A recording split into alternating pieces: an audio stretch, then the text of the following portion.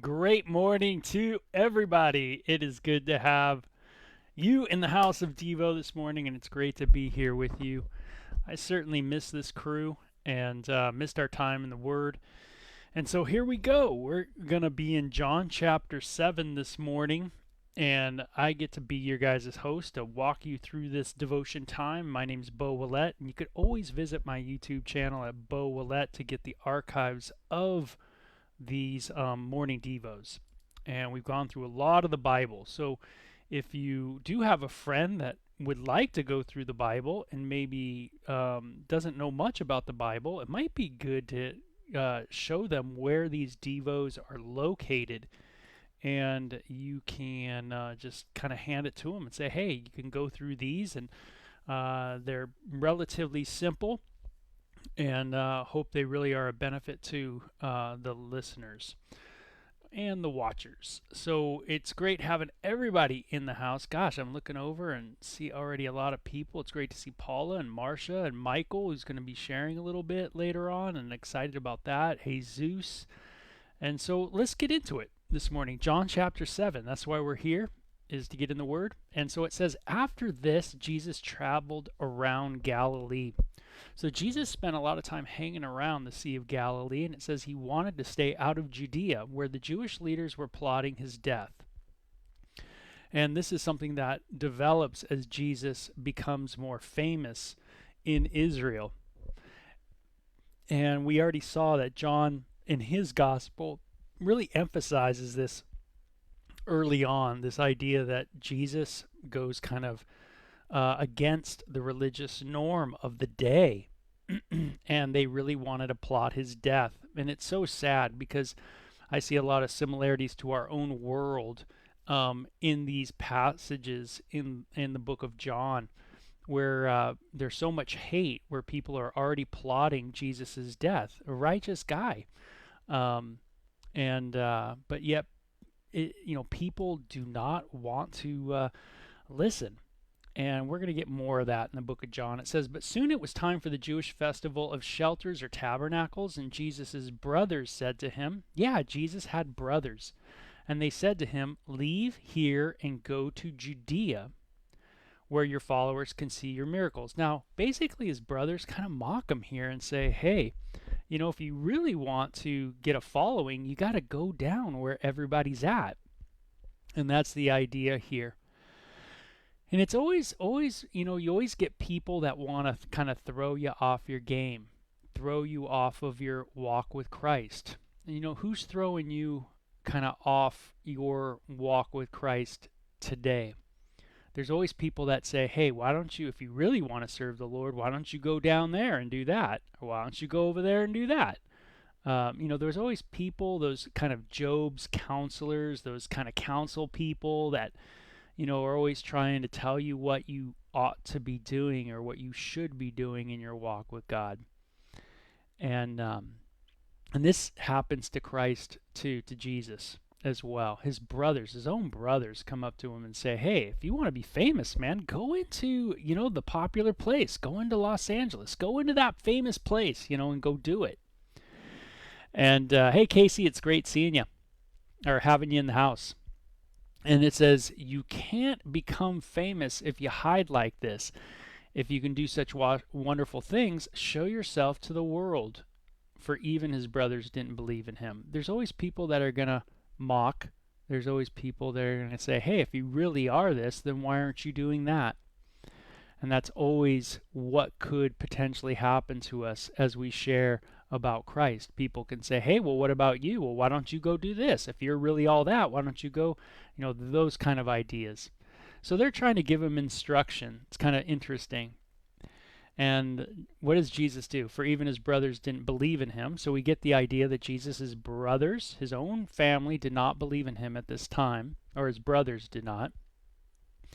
And it says, Jesus replied, now it is not the right time for me to go, but you can go anytime. The world can't hate you, but it does hate me because I accuse it of doing evil. Wow. So Jesus says something pretty radical. Hey, you guys can do whatever you want because you're part of the world. The world, loves itself. But I can't. What does he say? The world can't hate you, but it does hate me. Why? Because Jesus accuses us of doing evil. There's something that we don't want to look at, and that is maybe what we're doing is evil. Maybe it's wrong. And maybe it is downright, yeah, yuck. It's downright evil, devilish, manipulative, all these things. It says, "You go on. I'm not going to this festival because my time has not yet come." After these sayings, Jesus remained in Galilee. So Jesus stayed there. So this morning, I got to realize that there's always going to be things that are going to try to move me in different directions that, I don't necessarily need to go in. I have to really just get my orders from the God who's speaking to my heart and in my prayer time and from the Word. I can't just do what people want me to do, and sometimes that's hard. People, came to Jesus and said, "We want you to be a leader. We want you. Hey, if you want to be famous, go into do this." Giving them all these suggestions, and people are always going to do that with us as well. Give us suggestions and move us in directions, and we have to be able to say, "Hey, you know what? I don't think this is from the Lord." Um, and people might say, "Well, man, why don't you go? It seems like it's fine. Like, I do it and it's fine. I don't have a problem with it." And Jesus would say, "Yeah, but you're evil." That's why. That's why you can do it, is because you can be along with the evil system and you can be along with the evil of the world, and the world just loves itself. But when you fight against that evilness, Jesus seems to indicate that something happens, that there is an enmity between the work of God and the world and the system of the world. Hopefully, you're seeing that. There's the world can't hate you, Jesus says, but it does hate me because I accuse it of doing evil. It's hard for us to think that the world is doing evil. We tend to think like, "Oh no, it's really good." But when we really do look at everything and everything that goes on in the world and how things are set up and how things move and everything, we just look at it, and all I could look at and go, "That's a lot of evil. It's a lot of yuck. It doesn't seem like a lot of love and a lot of compassion." We always have a front of love and compassion. It seems like we always have we always lead with that, but it seems like when you dig down in us as human beings, there's not a lot of love and evil there. And so, very cool passage. Stay focused, right? Focused on your call, focused on what God's called you to do. But after this, his brothers left for the festival. Also, Jesus went, though secretly, staying out of the public view. So Jesus goes on his own time, directed in a different way, directed differently from other people who didn't have his really well-being in mind. The Jewish leaders tried to find him at the festival and kept asking if anyone has seen him. And there was a lot of grumbling about him in the crowd. Some argued, "He is a good man." But others said, "He's nothing but a fraud who deceives the people." A lot of various thoughts on Jesus people have, don't we? But no one had the courage to speak favorably about him in public, for they were afraid of getting in trouble with the Jewish leaders. And this is what leadership and government can do, is that it can breed fear in individuals, so that what do? They don't really have courage to speak about him in public. They don't want to share anything out of fear what could happen. And this happens all the time in our day and age. This is one of the major, if you will, signs of the downfall of flaws of human beings when we get power. Is what we do when we get power is we tend to silence those who speak against. And the Jewish leaders did a very good job of putting people in check And so people did not want to speak about Christ, about Jesus, in a public place out of fear that there could be some negative ramifications for that. And so people kept silent. And it says, and midway through the festival, Jesus went up to the temple and began to teach. So Jesus goes on with his mission. And the people were surprised when they heard him. How does he know so much when he hasn't been trained? They asked. So Jesus told them, my message is not my own. It comes from God who sent me. Anyone who wants to do the will of God will know whether my teaching is from God or merely my own. So Jesus wants people to listen to him. He wants them to really, in a sense, be skeptical and check him out and see what Jesus is saying. Those who speak for themselves want glory for themselves, but a person who seeks to honor the one who sent him speaks truth, not lies. You know, one of the greatest convicting passages here to me is the idea of speaking truth, not lies. Man, if I could just speak truth all the time and not lies. The one who seeks God seeks to speak truth. The one who seeks glory for themselves, wants to honor themselves, speaks lies. And that's a real convicting thing even in our own day and age. Those that want to speak for themselves will speak lies. Do I speak for myself? Is what I am speaking about, is it really for me to be more exalted, or is it really for God to be exalted? Where's my heart? Does my heart really want to exalt God, or does it really want self-exaltation? Do I want more power and prestige, or am I more about the business of God's, being seen as the one who is powerful and the famous one? And so Jesus challenges them on this again. Where's your heart? And notice he says to them, the world loves you, and you love the world, but you guys speak lies. You don't speak the truth. And he asked them to challenge him. And Moses gave you the law, but none of you obey it. In fact, you were trying to kill me. So he calls them right on the carpet on their hypocrisy. You say you have Moses, and you say you obey the law, but you don't obey it. You're trying to kill me. You're trying to murder. You have murder in your heart. Jesus always calls us on our inner flaws, don't he? On our own hypocrisy. Oh, you say this, but really look at your life. Look at your heart. Look what's in your mind. Do you see the hypocrisy within yourself? And it says, the crowd replied, you're demon possessed. Who's trying to kill you? So Jesus, we already learned in the book of John that Jesus knew people's hearts. And they didn't like this, that he would call them liars. And I don't know if you like being called a liar, but I would imagine if Jesus were here with us right now, in the way he was back then in first century Israel, and he said to people, you're lying. For you guys want glory for yourself. You're not about the glory of God, but you're about self-exaltation, selfish exaltation.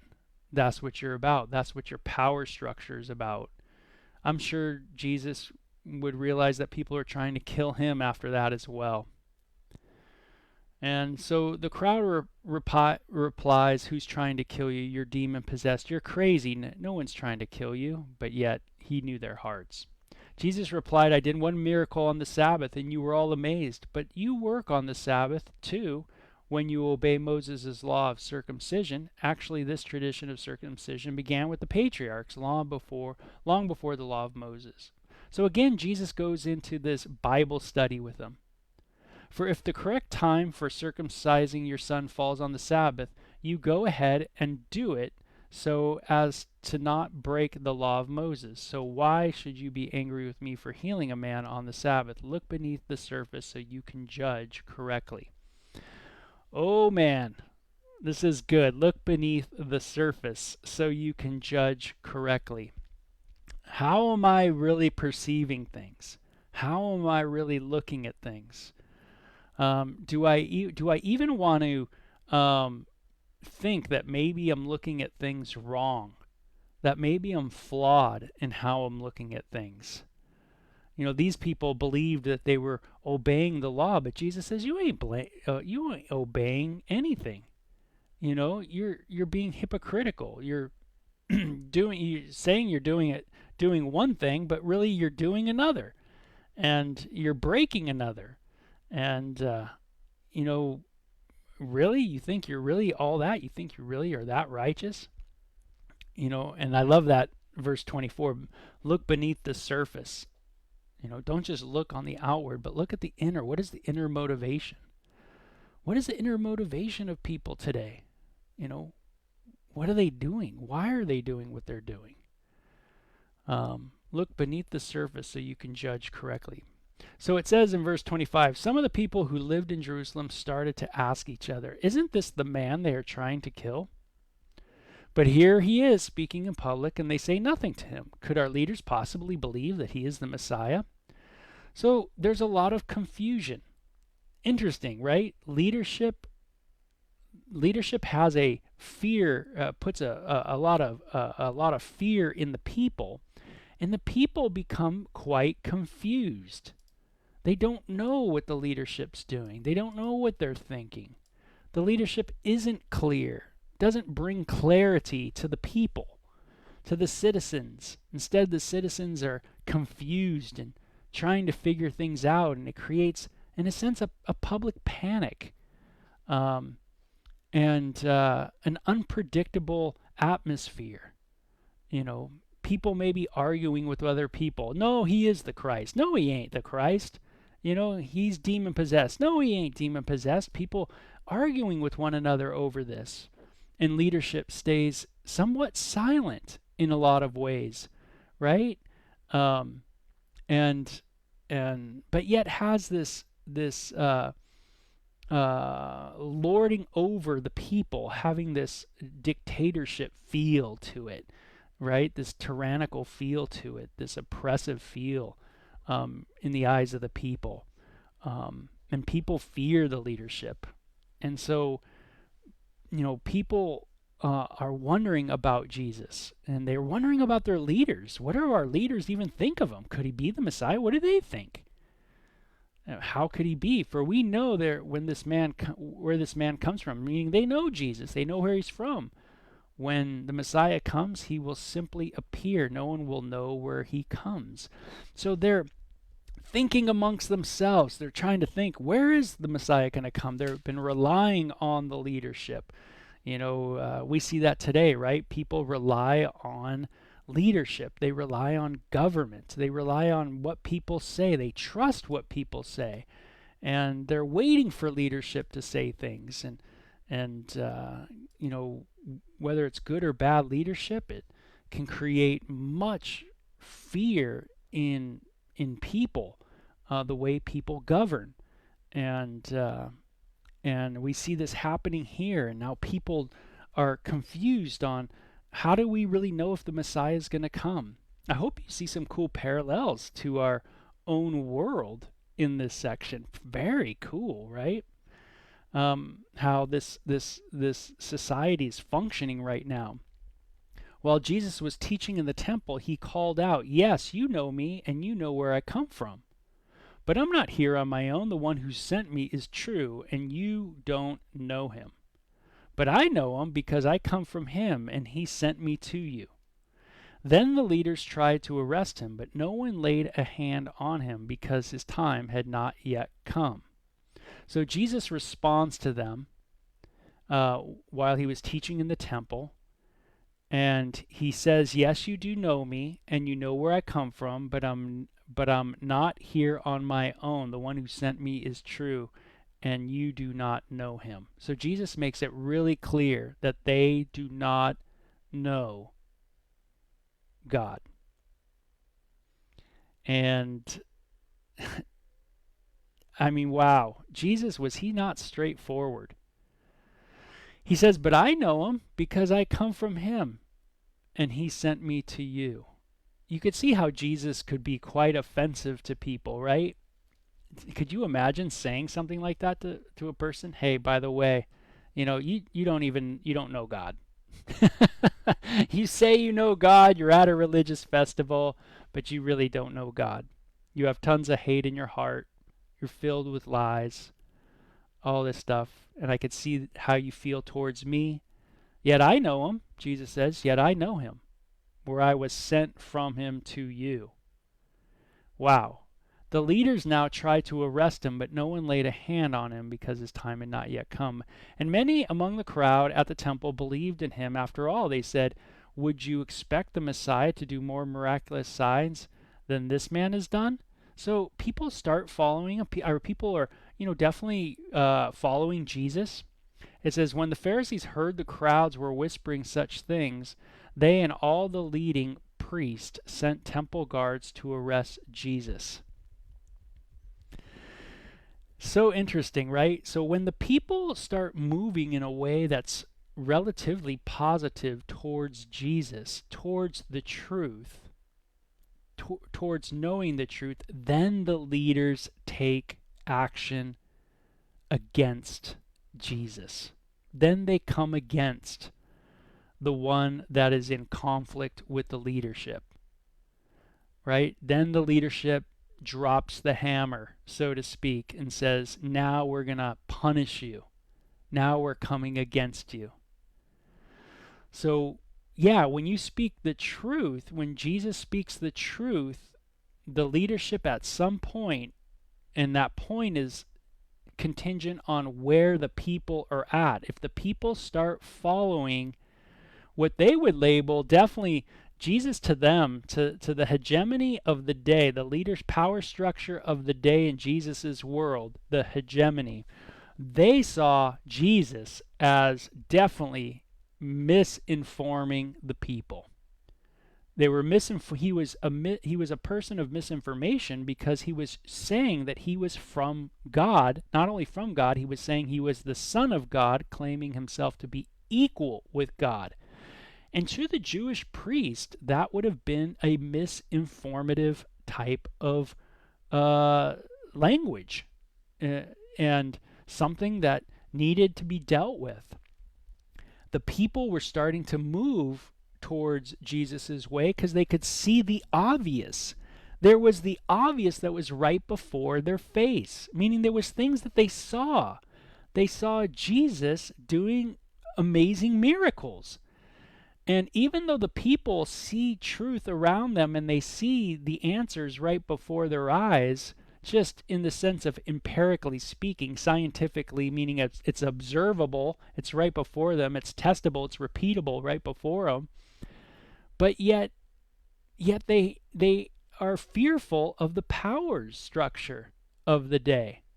And so they don't have the courage to share. They don't have the courage to say. So there's just a lot of grumbling and a lot of mumbling, and until it gets to a place where Jesus's quote, misinformation speech becomes so offensive to the Jewish priest that they have to do something. And so they drop the hammer and they go to arrest him. And Jesus tells them, I will be with you only a little longer.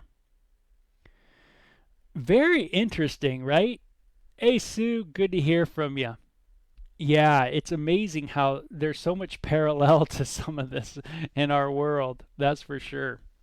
But Jesus told them, I will be with you only a little longer.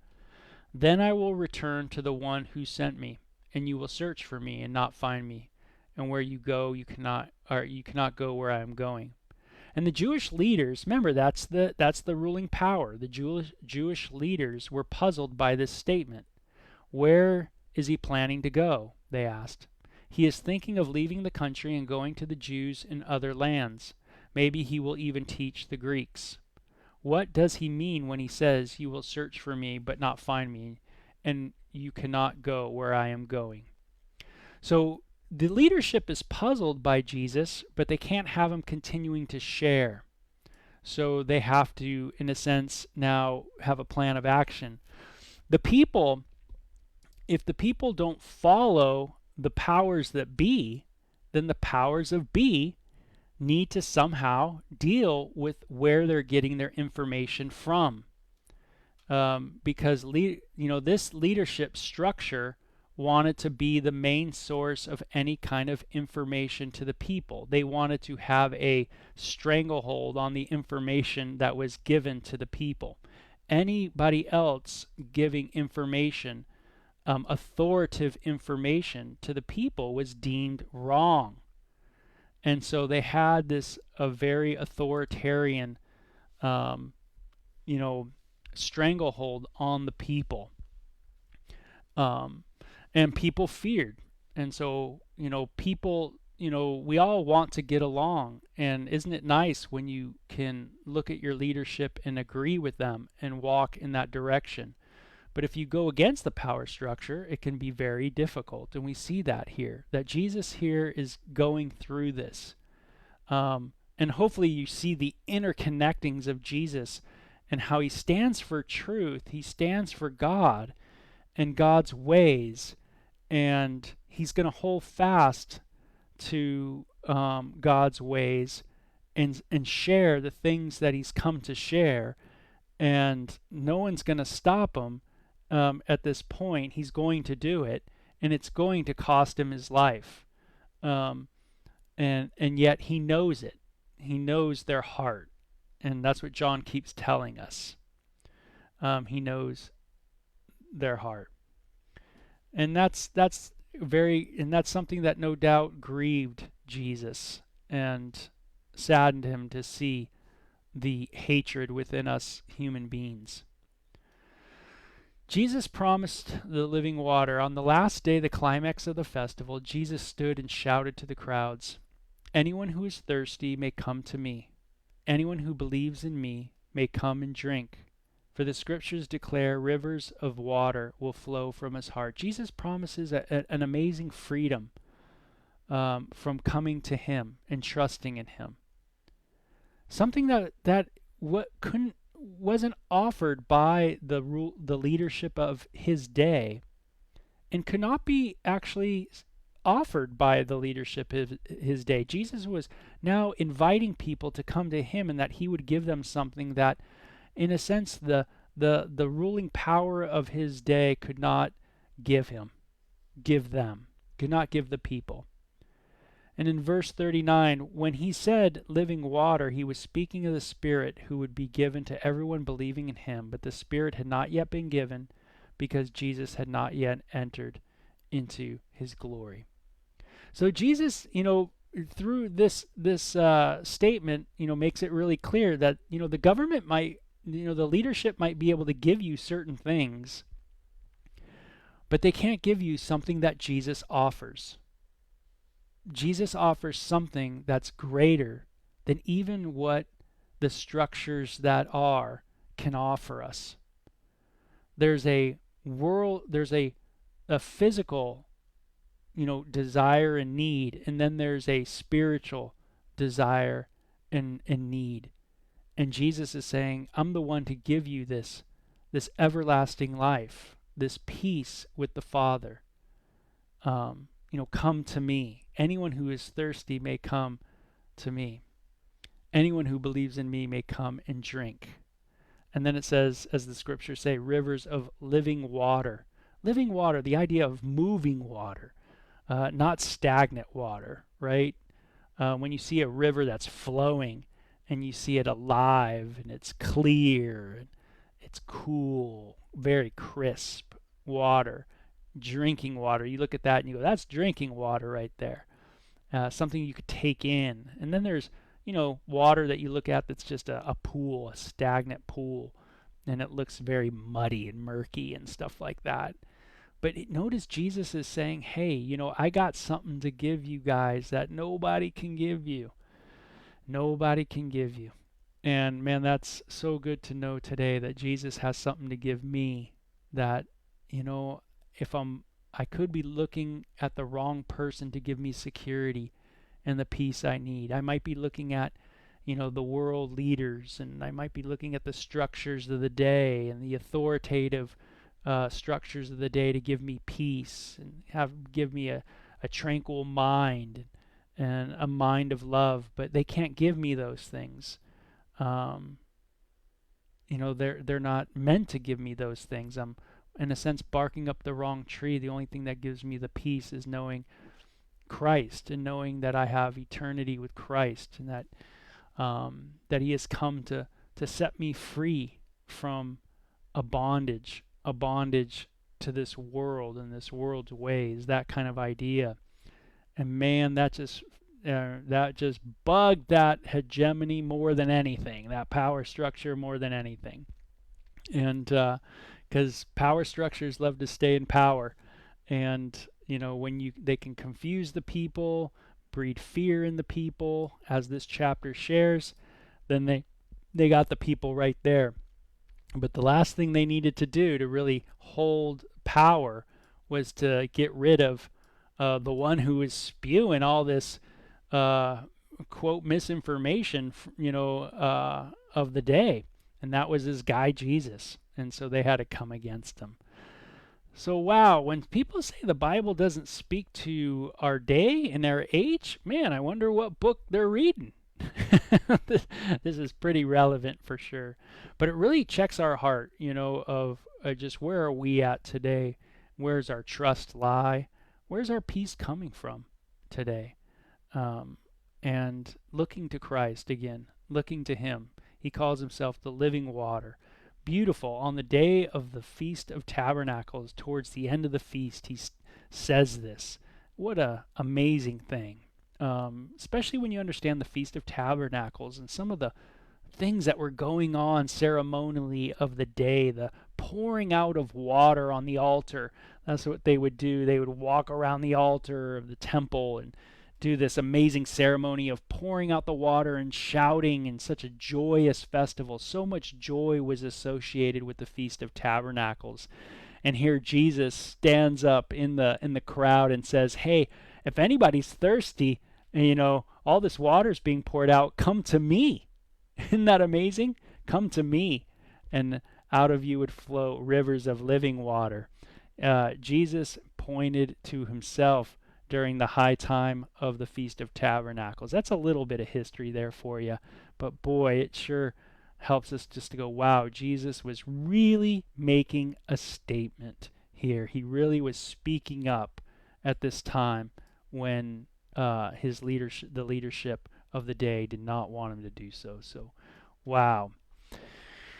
So good stuff. And you guys, I'm sure, are going back and forth, and I'm glad you guys are. And yeah, we all need wisdom during these times. That's for sure. Sue's looking for some wisdom, and that's it. And, a lot of times we want to, we don't want to divide on things that aren't necessary in life. We want to be able to speak the truth in love. And, I've always heard the term choose your battles. You got to choose your battles. You can't fight everyone. You got to choose the ones, but learn to love people as we talk to them, help them understand what we're thinking, what our hearts are with God. If we have a conscience, something going on in our conscience before the Lord, some people won't understand that, and that's okay. We have to understand that not people are going to understand, just as they didn't understand Jesus very well. Don't be surprised if they don't understand maybe your heart for God and what kind of conviction that brings in your heart and the decisions that you make. So, yeah, very cool chapter. Now we're not done with the chapter. There's still a little more, and it just is talking about the crowds, division and unbelief. And again, talking about who Jesus is, and again, the leadership. And just read the rest of it, and you'll see how the leaders are really trying to figure things out of what to do with Jesus. And the people, you see that confusion there as well. So I think it's just a little bit more of what we've talked about. So cool Devo, very applicable to our day. And always remember that beginning part of it as well. To stay focused on the course, of following God, following Christ, seeking the Lord, seeking His will in your life, and trusting Him. And I'm going to work on the same today as well. So you guys take care, okay? Bye-bye.